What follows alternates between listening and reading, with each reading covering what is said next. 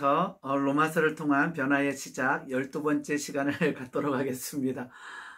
매일 같지 않은 말이긴 하지만 빨리 코로나가 종식되고 이 코로나로 인해서 이렇게 영상으로 하는 모든 모양새가 빨리 그쳤으면 좋겠습니다. 현장에서 얼굴 보면서 또 감사한 것은 오늘은 조금 짧게 하도록 하겠습니다. 많은 분들이 제 강의가 너무 길다라고 생각할 수도 있다라고 생각해서 오늘은 짧게 한번 해보도록 하겠습니다. 네, 12번째 시간이고요. 우리는 왜 죄인이고 왜 어떻게 의인이 되는가는 우리가 많이 잘 알고 있는 내용이기도 합니다. 오늘 로마서 5장 12절부터 이렇게 보게 되겠는데요. 그곳에는 우리가 이미 알고 있는 우리 기독교의 진리들이 참 많이 기록되어 있습니다. 로마서 5장 12절 말씀 보게 되면 그러므로 한 사람으로 말미암아 죄가 세상에 들어오고 죄로 말미암아 사망이 들어왔나니 이와 같이 모든 사람이 죄를 지었으므로 사망이 모든 사람에게 이르렀다 되어 있어요. 우리는 너무나 잘 알고 있는 사실이기도 합니다. 한 사람은 아담이 되겠죠. 즉 아담이 죄로 인해서 이 땅에 사망이 들어오게 되고 그 죄는 우리가 잘 알듯이 이제 선악과를 따먹게 되는 지금도 마찬가지고 어쩌면 아담의 때도 주어졌던 자유의지 그 상황 가운데 그 자유가 주어졌을 때는 항상 무엇이 필요하냐 그러면 그 허락된 범위 그 바운더리가 있게 되거든요. 너 여기서 마음껏 놀아 했을 때는 여기도 이렇게 경계선이 있죠. 여기서라고 하는 여기서 맘껏이라고 하는 그러니까 예덴 동산에서 선악과를 먹지 마라 라고 했을 때 어떨 때는 우리가 왜 그걸 해가지고 이렇게 얘기하지만 우리가 배웠듯이 우리에게 주어진 자유의지 그리고는 선악과를 볼 때마다 우리가 해야 될 것은 왜 저것을 먹지 말라고 했을까가 아니라 마저 하나님께서 우리를 창조하셨고 하나님께서는 우리에게 제한된 그리고 그 안에서 자유를 주셨다라고 하는 것을 깨닫는 도구가 되겠죠. 더 나아가서는 우리가 피조물임을 하나님은 창조주이심을 고백할 수 있는 것은 선악과밖에 없다라는 거죠. 그렇지 않으면 그것조차 얻게 되게 되면 막 나가는 삶이 되어버리겠죠. 어쨌든지 간에 로마서 5장 12절부터 되어지는 내용들은 한 사람으로 말미암아 죄가 들어오고 그 죄로 말미암아 사망이 들어왔다라고 얘기하고 있습니다. 우리 창세기 3장 19절 보게 되면 내가 흙으로 돌아갈 때까지 이렇게 되어 있죠. 즉 흙으로 돌아간다라고 하는 이 창세기의 말씀은 이제 죽는다라고 하는 거죠. 즉 그 다음에 여기 보게 되면 모든 사람이 죄를 지었다라고 되어 있는데 이 죄를 지었다라는 것은 현재형이 아니라 단순 과거입니다. 그래서 그냥 과거에 죄를 지었다라는 거예요. 그러니까 이 로마서 5장 12절의 말씀에 죄를 지었다 사망이 모든 사망이 모든 사람에게 이르렀다라고 한 이 내용은 죄를 지었다라고 하는 것은 과거라는 거예요. 오늘 내가 한 것이 아니라 이미 죄를 지었다라는 거죠.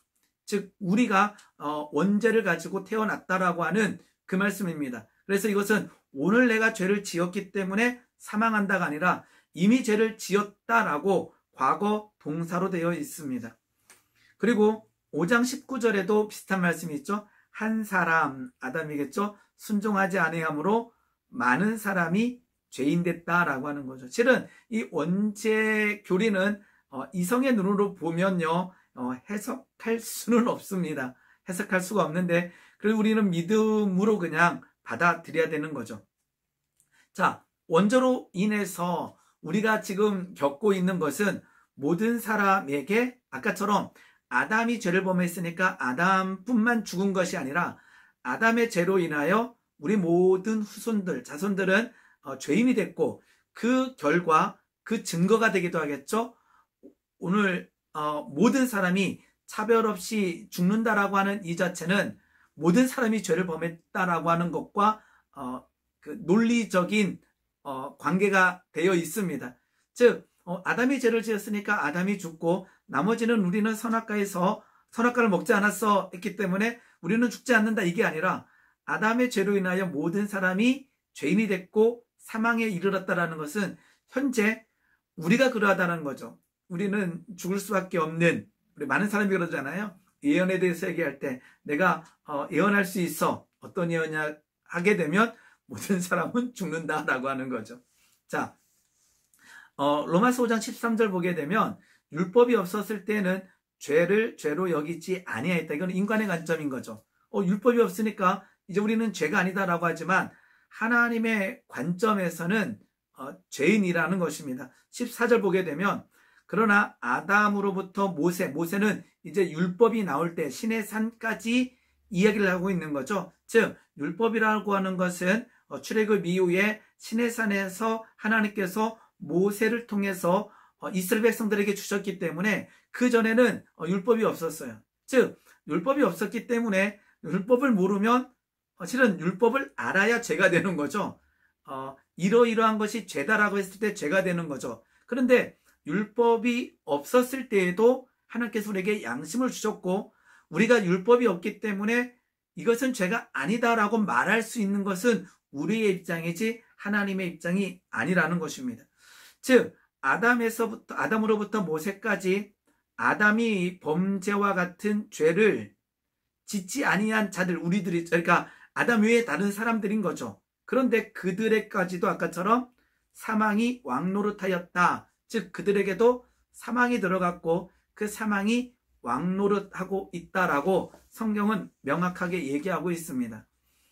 우리 모두는 아담의 후손일 뿐만 아니라 아담이 지은 죄의 후손이기도 하다라는 거죠. 이것은 이제 대표성이라 그러는데요.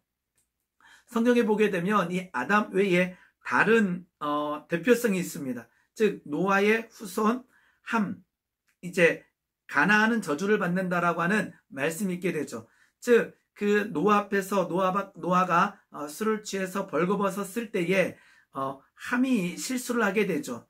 그래서 창세기 9장 25절에는 이에 이르되 가나안은 저주를 받아 그의 형제의 종들의 종이 되기를 원한다라고 하는 이 노아의 이 예언, 이 저주가 그 이후에 성취되고 있는 거죠. 함이 죄를 범했기 때문에 함만 벌받는 것이 아니라 함의 후손들이 벌을 받고 있는 거죠. 대체적으로 함의 후손들은 이제 아프리카라고 알려져 있는데 그 땅이 그렇게 된다라고 이렇게 산다라고 하는 것은 어쩌면 이 말씀으로도 해석하는 사람들이 참 많이 있습니다. 즉 그 함의 후손들, 이것도 역시 인류의 어떤 대표성의 모양을 띠고 있습니다. 즉 인류의 조상 아담과 우리 사이에 형성된 끊을 수 없는 관계에 대해서 로마서 이제 5장에서는 말씀하고 있는 거죠.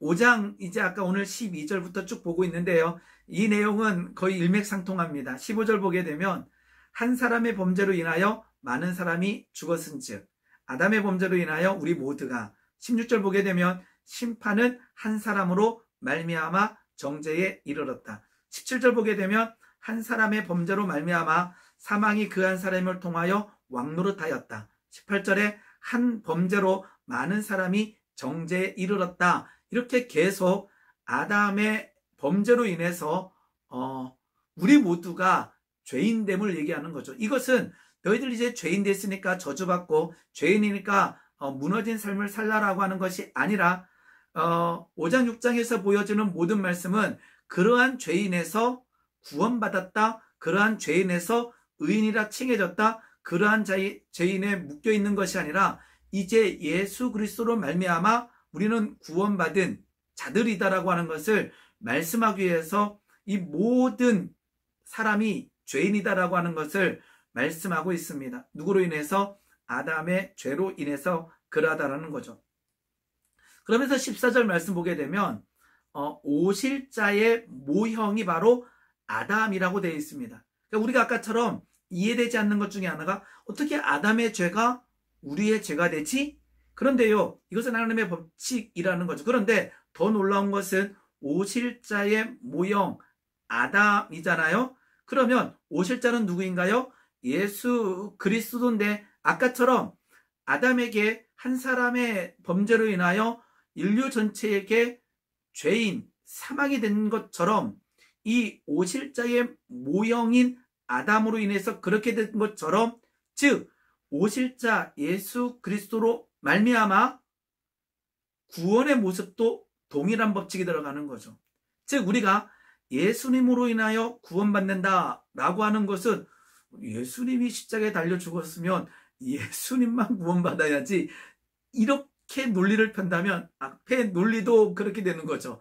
아담이 죄를 범했으면 아담만 사망에 이르러야지. 그런데 중요한 것은 우리는 선악과를 에덴 동산에 없었기 때문에 그렇지 않더라도 그 위에 율법으로 죄를 범했다라는 거죠. 그럼 우리는 죽을 수밖에 없어요.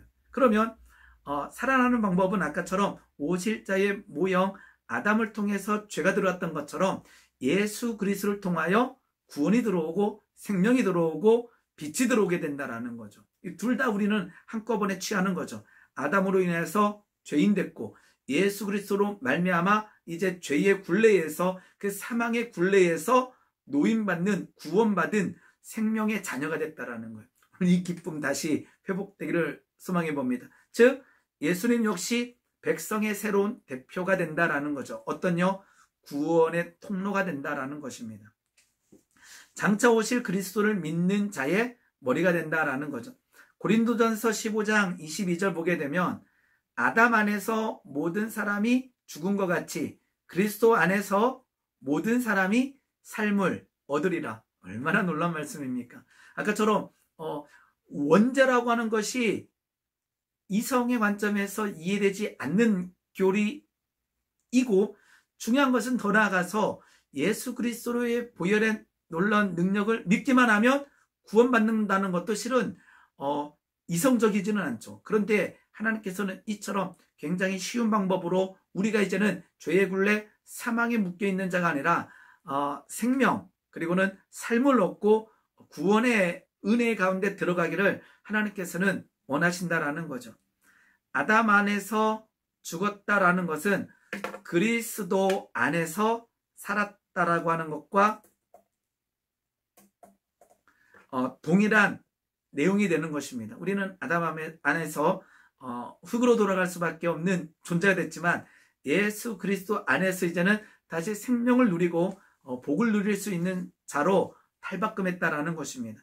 로마서 5장 18절은 계속 그래서 이렇게 얘기합니다. 그런즉 한 범죄로 말미암아 사람이 정죄에 이르렀는데 한 의로운 행위로 말미암아 많은 사람이 의롭다 하심을 받아 생명에 이르렀다. 뭐요? 의롭다 하심, 생명. 얼마나 놀라운 말씀입니까? 둘 다 취하기를 소망합니다. 우리는 아담의 죄로 인하여 죽을 수밖에 없는 죄인, 원죄를 가지고 태어났지만 더 놀라운 사실은 예수 그리스도의 십자가의 은혜로 말미암아 의롭다 하심을 받을 뿐만 아니라 이제는 생명을 누릴 수 있는 자가 됐다라는 것이지요. 다시 19절 보게 되면 한 사람이 순종하지 않음으로 말미암아 많은 사람이 죄인 된 것 같이, 이렇게 되어 있죠. 한 사람의 순종하심으로 말미암아 의인이 되리라. 우리가 의인이라 칭함을 받을 수 있는 단 한 가지 이유는 예수 그리스도의 순종으로 말미암는다라는 거죠. 아담은 불순종하여 인류의 죽음을 가져왔지만 제2의 아담인 예수님께서는 십자가의 순종으로 인하여 인류의 생명을 안겨주었습니다.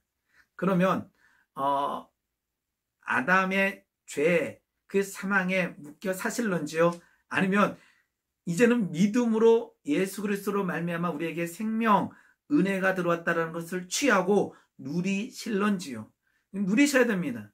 우리는 아까처럼 지난번에 배웠던 것처럼 죄책감에 빠져서 완벽주의에 빠져서 묶여 사는 삶이 아니라 이제는 예수 그리스도의 보혈의 놀라운 능력으로 자유함을 얻어야 된다는 거죠. 이제 6장까지 오늘 조금 나가겠지만 이제 7장에 가게 되면 오라 나는 공고한 사람이다라고 하는, 또 거기에서 충돌 일어나는 장면이 나오긴 해요. 그러나 예수 그리스도의 생명의 법이 우리를 구원하셨습니다.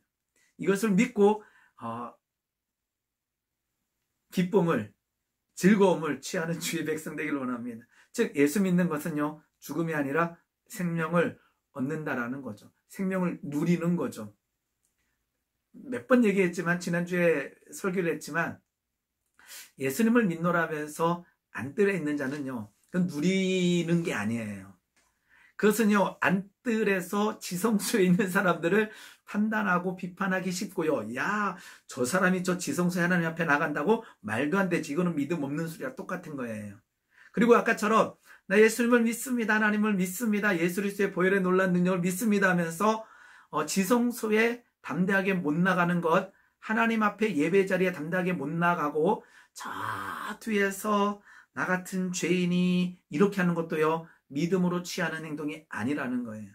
믿음으로 취하는 자는요, 내가 비록 죄인이지만, 내가 비록 구원받을 수 없는 죄인이지만 예수님의 순종, 예수님의 십자가의 은혜로 이제는 생명을 누릴 수 있는 존재가 됐다라고 하는 것을 믿음으로 취하고 그 가운데 나갈 때에 하나님께서 은혜 주신다라는 거죠. 누가복음 11장 9절 보게 되면 구하라 찾으라 두드리라가 나와 있잖아요. 그 앞에 보게 되게 되면 간청함으로 인하여 주신다 그랬어요. 간청이 뭐죠? 부끄러움이 없음, 뻔뻔스러움이에요. 간청함으로 인하여 하나님께서 우리에게 구하는 것, 찾는 것, 두드리는 걸 주셔요. 그런데 간청하는 것은 그냥 뻔뻔한 것이 아니라, 그냥 부끄러움이 없는 것이 아니라, 자녀가 부모님 앞에서 부끄러움이 없는 그 모습이라는 거죠.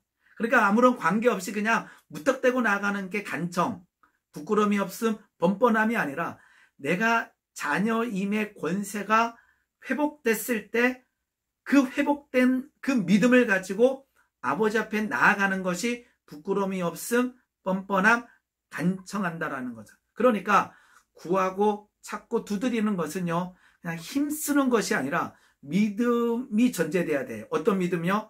하나님과 나 사이에 아버지와 자녀의 관계가 회복됐다라고 하는 믿음이 전제되고, 그걸 가지고 간청하고 그걸 가지고 구하고 찾고 두드릴 때에 하나님께서 그 간청함으로 인하여 우리에게 주신다라는 거죠. 우리는 이미 생명을 얻은 자입니다. 우리는 이미 하나님께서 예수 그리스도의 보혈로 말미암아 의인이라 칭해 주시고 아들로 삼아 주심을 믿기를 소망합니다. 그리고 간청하기를, 그 믿음 가지고 구하고 찾고 두드리는 백성이 되어야 될 줄 믿습니다.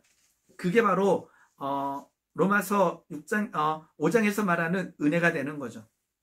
아까처럼 19절 계속 나오는데요, 한 사람의 순종하심으로 말미암아 많은 사람이 의인이 되리라고 하는 것은 아담의 불순종으로 인류의 죽음을 가져왔지만 제2의 아담인 예수님의 순종으로 생명이 들어왔다라는 것입니다. 동일하게 반복되네요. 생명을 얻은 것입니다. 15절 보게 되면 그러나 이 은사는 그 범죄와 같지 아니하니, 이것은요, 아담의 범죄와 예수님의 순종을 지금 일맥상통하게 묶는 것처럼 보여지지만 전혀 아니에요. 이건 비교 불가능한 거죠. 그 이해하기는 그렇게 이해하고 있지만, 그러나 이 은사, 은혜는 그 아담의 범죄와 같지 아니하다라는 것은, 이거는 비교, 그냥 동일선상 정도가 아니라, 이해할 때는 그렇게 놓을 수 있겠지만 비교할 수 없다라고 하는 것입니다. 로마서 5장 12절부터 21절 보게 되면 은혜, 은사, 선물이 10번이나 사용됩니다. 15절 말씀 보게 되면 더욱 하나님의 은혜와 또한 한 사람의 예수 그리스도의 은혜로 말미암아 선물을 많은 사람에게 넘쳤다 되어 있어요. 뭐가요? 은혜가, 선물이, 은사가 넘쳤어요. 누구 앞에요? 많은 사람에게 넘쳤어요. 모든 사람에게 사망으로 갔지만 이제 하나님의 은혜, 예수 그리스도의 은혜, 은사, 선물이 많은 사람에게 넘쳤어요. 선물을 받기를 원하십니까? 그럼 취하시면 됩니다. 뭐로요? 믿음으로 취하셔야 된다라는 거죠. 20절 말씀 보게 되면 죄가 더한 곳에 은혜가 넘쳤다라고 얘기되어 있습니다. 오해할 수도 있는 말씀이긴 하지만 이 말은 뭐냐면 더욱이라는 것은 측량할 수 없을 만큼의 은혜라는 거예요. 은혜는 이렇다라는 거예요. 은혜가 더욱 넘쳤다, 측량할 수 없을 만큼 넘쳤다라는 거죠. 예식을 보게 되면 물이 발목을 지나 무릎을 지나 허리를 지나 이제 막 넘치잖아요. 그 은혜가 우리에게 있어야 돼요. 그냥 여기까지 오는 은혜가 아니라 여기까지 오는 은혜가 아니라 그냥 넘치는 은혜죠. 그게 하나님께서 우리에게 주시는 은혜예요.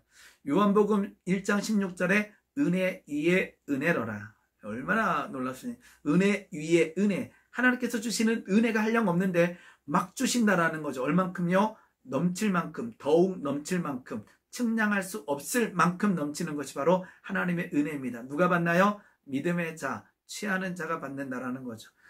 에베소서 1장 7절에도 그리스도 안에서 그의 은혜의 풍성함, 2장 7절에 은혜의 지극히 풍성함 이렇게 되어 있다라는 거죠. 로마서 이제 5장 17절을 보게 되면 더욱 은혜와 의의 선물을 넘치게 받는 자들은 한 분 예수 그리스도를 통하여 생명 안에서 뭐한다? 왕노릇한다라는 거죠. 여기 보게 되면 왕노릇한다라고 하는 것은 미래형 동사입니다. 그러니까 미래의 일이죠. 누가요? 그런데 은혜와 의의 선물을 넘치게 받는다라는 것은 현재 동사입니다. 그러니까 우리가 할 일은 뭐예요? 은혜와 의의 선물을 넘치게 받고요. 왕노릇한다라는 것을 믿음으로 취해야 된다라는 거죠. 이게 오늘 로마서 5장 이제 뒷부분에서 말씀하고자 하는 주된 내용입니다. 자, 결국 아까처럼 생명 안에서 왕노릇한다라는 것은 사망을 이겼다라는 거예요. 이거 진짜 믿음으로 취하셔야 돼요. 우리는 사망에 그 다음에 결박되어 있을 때가 있어. 흉악의 결박에 묶여 있을 때가 있죠. 삼손에게 호련히 하나님의 영이 임했을 때에 그 묶었던 결박들이 불탄 삶과 같이 되었다 그랬어요. 이게 얼마나 놀라운 말씀입니까? 우리를 묶고 있었던 결박들이 불탄 삶. 불탄 삶은 모양은 남아 있어요. 그 예전에 이제 새끼줄 보게 되면 새끼줄 막 꼬아 놓잖아요. 이거보다 더 두꺼운 새끼줄이를 찌라도 그것이 불타버리면요, 그 모양은 검정색으로 그대로 남아 있어요. 그런데 바람을 호 불면 다 날아가 버려요. 이게 불탄 삶 같이 되는 거예요. 우리를 묶고 있었던 것들이 그냥 느슨해지는 정도가 아니라 불탄 삶 같이 되어지는, 사망을 이겨버렸다라는 거죠. 즉 예수님 안에서 그 생명을 영원토록 누리게 된다라는 거예요. 누가요? 믿음으로 취하는 자, 하나님의 자녀의 권세가 회복된 자. 사망이 발버둥 칠 때 극한 지점이 오는 거죠. 아까 에스겔의 그 성전 그 문에 설로 나오는 물 이야기를 했지만 발목을 지날 때 얼마나 좋은지 몰라요. 우리 해수욕장 가보게 되면 이제 처음으로 바닷물에 탁 들어갈 때 얼마나 시원합니까? 그 이제 그거 구원받은 자의 기쁨이에요. 아까처럼 예를 들면 십자가를 통과할 때 그 감격과 기쁨은요 정말 놀랍죠. 이게 막 갈증 날 때 물 한번 먹는 거 그거요. 그런데 이제 무릎을 지나서 이제 허리를 지나서 점점 지나서 이제 물에 있을 때 이제 요만큼 물에 찼을 때가 제일 어려워요. 왜냐하면 먹을 것 같기도 하고 죽을 것 같기도 하고 두려움도 몰려오고, 즉 사망이 발버둥 칠 때, 즉 극한 지점일 때가 가장 어두울 때고 가장 무서울 때예요. 바로가 출애굽 직전에 가장 강력하게 발버둥 치는 모습을 보이죠. 우리들에게도 아까처럼 은혜 가운데 들어갔을 때 아까처럼 이 은혜 구원받고 그 속에서 다시 우리가 싸워야 되는, 우리 가운데 고쳐야 되고 끊어야 되는 수도 없이 많은 것들이 있는데, 은혜 받으러 나아갈 때 그 강력한 은혜 앞에 강력한 사망의 저항이 일어날 수밖에 없죠. 왜냐하면 사망이 내 거라고 생각했는데 그 극한 지점을 이기기를 소망해 봅니다. 완악하면 완악할수록 하나님의 기사와 표적이 더 강해진다. 그래서 지금 코로나19 시대에 많이 어려워하잖아요. 힘들 수밖에 없고, 많이 기독교가 조롱받고 하나님의 이름이 멸시받고 있는 시대를 지나고 있습니다. 그런데 이후의 모습들은 하나님의 일하심, 하나님의 역사는요 더 강력하게 나타나리라고 저는 믿고 있습니다. 사망이 날뛸수록 하나님의 역사는 더 강해진다. 더 은혜가 강해질 줄 믿습니다. 고통이 크면 은혜가 넘친다라고 하기도 하지요. 자, 그래서 20절 말씀 보게 되면 이제 율법이 들어온 것은 범죄를 더하게 하게, 율법을 통해서 우리가 죄인임을 범죄임을 알게 되죠. 그러니까 율법을 보는 사람은 자신이 죄를 보게 됩니다.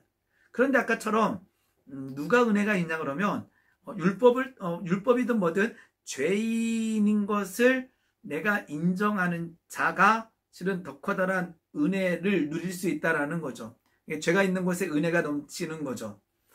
그래서 죄가 더한 곳에 은혜가 더욱 넘쳤다라고 되어 있습니다. 많이 볼수록 죄를 많이 볼수록 은혜를 더 누리게 되는데요. 이러한 부분들이 있는 것 같아요. 아까처럼 죄의식이 내 아에게 강하게 쳐들 때마다 실은 더 커다란 은혜를 누릴 수가 있는 것 같아요. 이렇게 막 묶여있다가 팍 터지는 거죠. 자유해지는 거죠. 즉 아까처럼 죄라고 하는 이 모습이 스스로 죄의식 가운데 있다가 탁 자유해질 때 누리는 것이 은혜가 더욱 넘치는 거죠. 그 다음에 아까처럼 죄를 많이 지은 자가 특별히 체험할 수 있기도 합니다. 바울도 그렇게 많이 고백하고 있는 부분이기도 합니다. 그리고 범죄한 자리에서도 용서함 받으면 누릴 수가 있죠. 우리 요한복음 8장 보면 가늠했던 여인이 누렸던 자유함도 이러한 자유함이겠죠. 죄가 더한 곳에 은혜가 더욱 넘칠 수 있는 상황들은 우리가 알고 있습니다. 아까처럼 십자가의 은혜를 처음 누릴 때 그 감격과 기쁨은 엄청나다라는 거죠. 옛날로 되면 아까처럼 철저한 죄인된 자가 고백할 때 누리는 그 은혜. 그런데 다음 페이지는 이번 페이지까지는요. 아까처럼 죄의식이 많은 자의 심령일수록 은혜가 더 넘치고 남보다 더 악하다 생각할수록 은혜가 더 넘치고 자칫 실수하여 죄를 지었을 때 은혜가 더 넘치는데 중요한 것은 뭐예요? 이것을 위해서 그렇게 할 필요가 없다라는 거예요. 즉 아까처럼 십자가의 은혜가 너무 크니까 여기로 돌아간 다음에 돌아오겠다 이런 사고가 필요하지 않다라는 거죠. 그것은 바로 6장에서 얘기합니다. 로마서 6장 1절과 2절에서 그런즉 우리가 무슨 말 하리요? 은혜를 더하게 하려고 죄에 거하겠느냐? 그럴 수 없느니라. 죄에 대하여는 죽은 우리가 어찌 그 가운데 살리요? 아까처럼 죄에서 결박에서 노임받는 것이 너무 자유하니까 나 그거 다시 누릴래 그러면서 결박에 가서 묶이고 풀어지고, 이게 하나님이 뜻하시는 것이 아니라 이제는 결박에서 풀어지고 그 속에서 자유함을 누리면서 승리하는 모습이 하나님께서 원하시는 모습이라는 거죠. 우리는 다시 한번 생각해야 돼요. 죄의 싹은 사망이에요. 아까처럼 은혜를 더하게 하려고 죄를 짓는 자가 아니라 죄의 싹은 사망인 줄 알고 죄를 이기는 자가 돼야 된다는 거죠. 즉 은혜를 누리기 위해서 죄를 범한다? 실은 뭐라 그러죠? 그럴 수 없느니라라고 단호하게 얘기하고 있다라는 것입니다. 죄를 짓는 자가 아니라 죄를 이기는 자, 그 안에서 하나님의 은혜를 통해서 이김의 은혜가 되는 거죠. 아까처럼 이것은 내 힘과 내능이 아니라 성령 안에서 하나님의 은혜로 살아가는 법들을 점점 더 배우기를 소망해 봅니다. 여기서 보게 되면 죄에 대해서 죽은 우리가는 과거 동사로 되어 있습니다. 이미 죽었다라는 거죠. 이미 죽었다. 이 로마서 이제 5장 뒷부분과 6장 1절에서는 아까처럼 아담으로 인해서 들어온 죄, 그리고 예수님의 십자가로 인해서 구원받은 그 은혜를 여러 번 반복하면서 말씀하고 있습니다. 우리가 다 아는 내용이지만 다시 한번 로마서 5장 하반절과 그 6장 앞에를 보면서 이제 다시 예수 그리스도를 믿는다라고 하는 것이 어떤 의미인가를 한 번 더 오늘 체킹할 수 있었으면 좋겠습니다. 오늘은 여기까지 하겠습니다. 너무 감사하지요? 짧아서. 네, 다음 주에 로마서 6장 가지고 뵙도록 하겠습니다.